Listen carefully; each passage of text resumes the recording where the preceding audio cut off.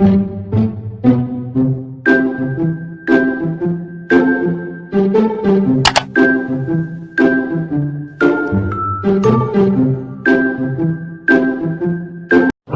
दफा का जिक्र है, एक गांव में एक रामू रहता था। रामू बहुत ही ज्यादा शरारती था। वो गांव वालों को भी बहुत ज्यादा तंग करता था। एक दिन उसके बाप ने उसको अपने पास बुलाया और बकरियां चराने के लिए कहा। अब रामू अपने बाप का कहना मानते हुए बकरियां चराने के लिए एक पहाड़ पर ले आया। वो पहाड़ पर नाचता रहा और फिर उसे ख्याल आया कि क्यों ना गांव वालों को तंग किया जाए। क्यों ना मैं गाँव वालों को तंग करूं। अरे कोई तो बचाओ, शेर आया, शेर आया।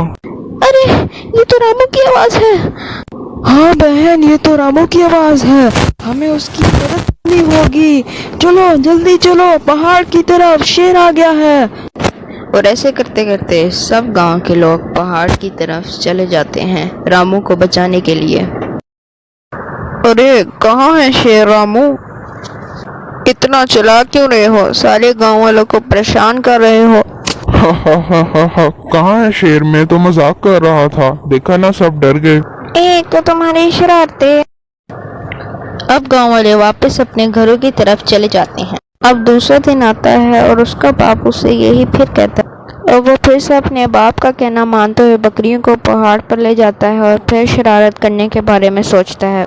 रामू फिर आवाज़ लगाता है, शेर है, लेकिन इस दफ़ा गांव के लोग कहते हैं कि ये तो मजाक कर रहा है, लेकिन फिर भी वो उसके पास चले जाते हैं।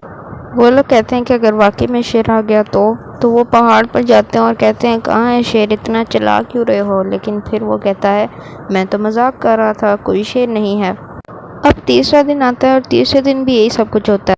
अब वो अपने बाप का कहना मानते हुए पहाड़ पे आ जाता है और फिर से शरारत सूझती है और चलाने लग पड़ता है। शेर आया। अरे ये तो रामू की आवाज है। हाँ बहन, ये तो रामू की आवाज है।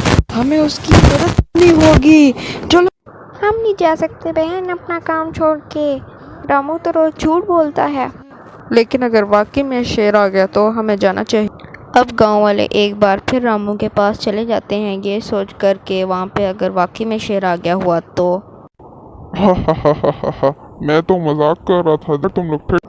अब उससे अगले दिन यानी चौथे दिन भी यही सब कुछ होता है, लेकिन इस दफ़ा शेर वाकई में आ जाता है और रामू डर के मारे फिर से चलाता है। इस दफ़ा गांव वाले भी उसकी कोई बात नहीं सुनते, क्योंकि उन्हें पता होता है कि तो इसका रोज़ का काम है, इसलिए कोई भी नहीं जाता उसकी मदद करने। अब रामू डर से भागकर वापस गांव चला जाता है। अरे कोई तो बचाओ, कोई तो बचाओ, कोई तो बचाओ। शेर शेर अरे रामू शेर, क्यों कोई तो भाग रहे हो? बचाओ। फिर से हमें तंग करने का सोचा है क्या? जंगल में मैं बकरियां चरा रहा था और वहाँ शेर आ गया, वाकई में शेर आ गया।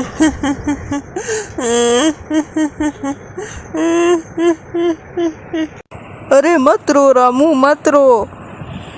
अगर तुम हमसे पहले सच बोलते तो हम आज तुम्हारे पास तुम्हारी मदद के लिए आ जाते। अब रामू को अपने किए पे बहुत ज़्यादा पछतावा होता है और इसी के साथ कहानी यहीं पर ख़त्म हो जाती है।